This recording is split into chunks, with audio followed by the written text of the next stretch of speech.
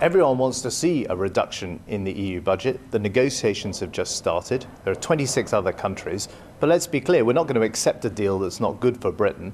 And there'll be a simple choice, deal or no deal. We'll only do a deal if it's good for Britain. Wonderful. The ayes to the right, 307.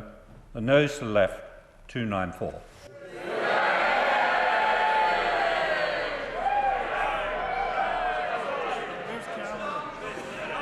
To the right. Well, I think all Conservative MPs want to see the EU budget reduced. The question is, what's the best way of going about it? It was a debate about tactics at the beginning of a negotiation last night.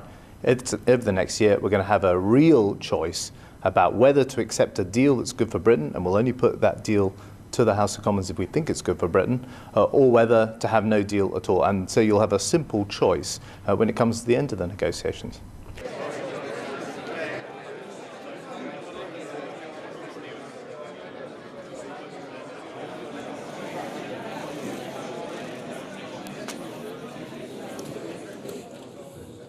Ladies and gentlemen, I'm Robin Niblett, Director of Chatham House.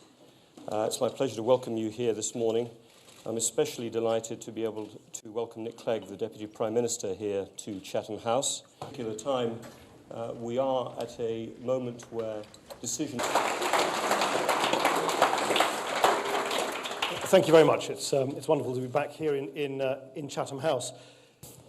And just last night, in a House of Commons debate on the European budget, we saw Europe turned once again into a party political football as opportunists sought to score a party political point. But when it comes down to it, there is a serious debate to be had, and we do have some serious decisions to make. We want to be out.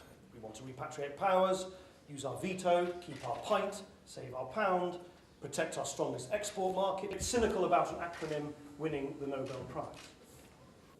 But this idea that we should or could extract ourselves from the bulk of EU obligations is nonsensical.